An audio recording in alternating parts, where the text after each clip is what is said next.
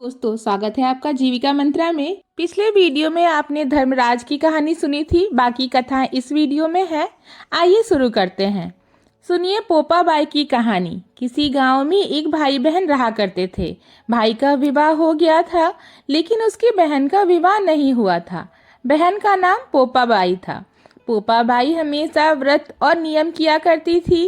एक दिन उनके भाई भाभी ने उनसे शादी करने के लिए कहा, तब उसने शादी करने के लिए साफ मना कर दिया। अपने भाई भाभी से कहने लगी कि मेरे लिए गांव के बाहर एक झोपड़ी बनवा दो, मैं उसी में रहकर अपना जीवन बिता लूंगी, लेकिन विवाह नहीं करूंगी। फिर वह गांव वालों से कहने लगी कि गांव वालों, आप लोग अपने अपने गाय बछड़ों को मेरी झोपड़ी के पास घास चरने के लिए छोड़ दिया करो। मैं सभी गाय बछड़ों का देखभाल किया करूंगी। फिर जो भी बचा कुचा खाना हो वह मेरे पास भेज दिया करना, मैं वही खाकर रह लूंगी। इस तरह बहुत दिन बीत गए। एक दिन उस देश का राजा शिकार खेलने जंगल में जा रहा था कि उसकी नज़र गांव के बाहर बने हुए पोपा बाई की झोपड़ी पर पड़ गई। राजा झोपड़ी के पास जाकर आवाज लगाने लगा, यहाँ कौन रहता है? जब कोई भी उत्तर नहीं मिला तो वह झोपड़ी के दरवाजे को खटखटाने लगा।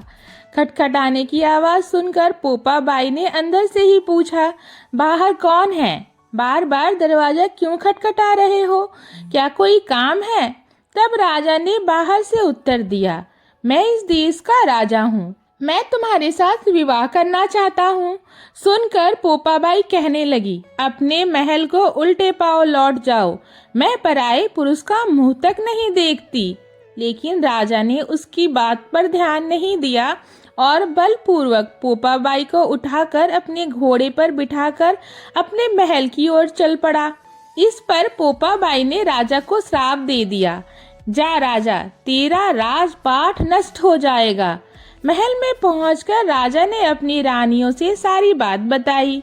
सारी बात सुनकर रानियों ने राजा से अनुरोध किया कि पोपा बाई को सही सलामत उसकी झोपड़ी में छोड़ आओ। रानियों के कहे अनुसार राजा पोपा बाई को उसके झोपड़े में छोड़ने के लिए चल पड़ा। रास्ते में पाप की नदी आई, जिसमें राजा डूब गया और पोपा बाई की भी मृत्यु हो गई। मृत्यु के पश्चात धर्मराज जी के दरबार में जब पोपा बाई पहुंची तो वहां धर्मराज जी ने उन्हें स्वर्ग का राज दिया। फिर एक बार किसी गांव के सेठ सेठानी की मृत्यु हो गई। तब वे दोनों ही मृत्यु लोक से स्वर्गलोक की ओर आए, लेकिन स्वर्ग का दरवाजा बंद पड़ा था।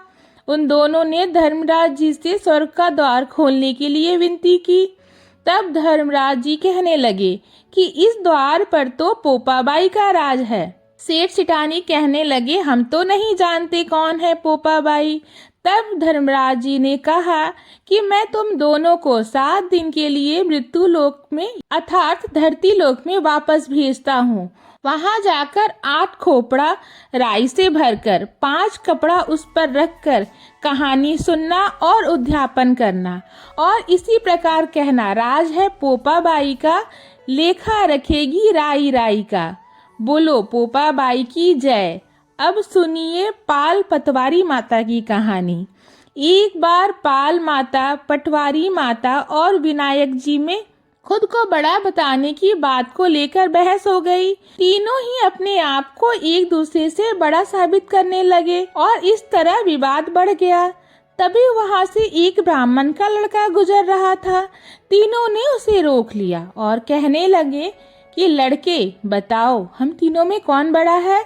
लड़का कहने लगा, अभी तो मैं किसी काम से जा रहा हूँ, कल आकर आपको इस बारे में बताऊंगा। लड़के ने घर आकर सारी बात अपनी माँ से बताई।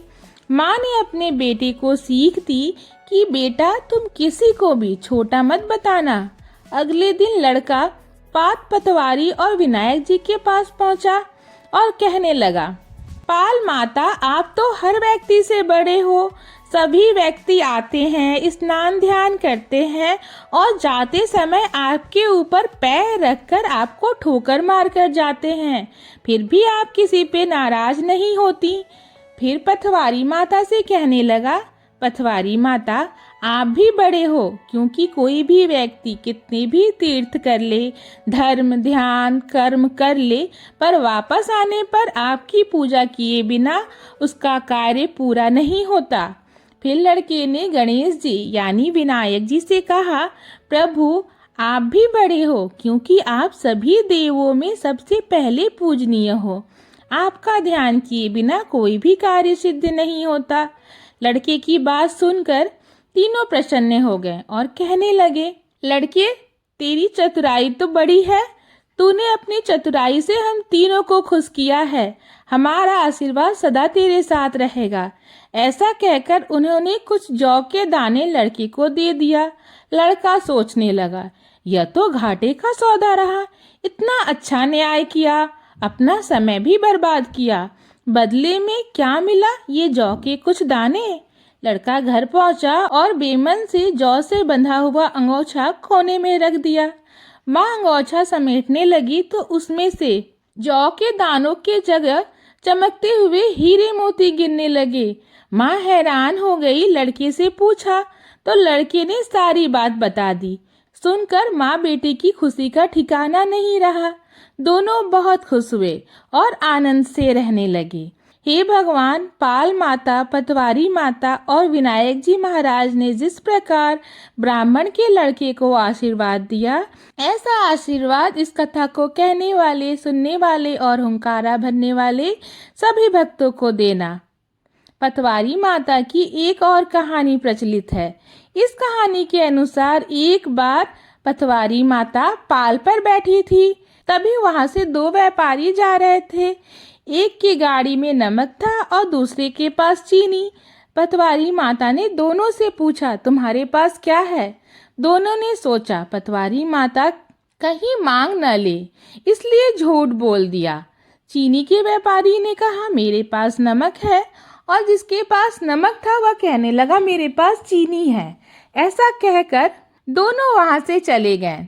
थोड़ा आगे चलने के बाद दोनों ने जब अपना सामान देखा तो हैरान रह गए। जिस व्यापारी के पास चीनी थी वह नमक में बदल गई और जिसके पास नमक था वह चीनी में बदल गया। यह देखकर दोनों व्यापारी एक दूसरे से झगड़ा करने लगे, एक दूसरे पर अपना सामान बदलने का आरोप लगाने लगे। तभी वहां से एक व्यक्ति आया। उसने झगड़े का कारण पूछा। तब व्यापारियों ने सारी बात बता दी। उस व्यक्ति ने पूछा, क्या रास्ते में तुम्हें कोई मिला था? तब उन्होंने बताया, पाल पर एक पतवारी नाम की बुढ़िया मिली थी।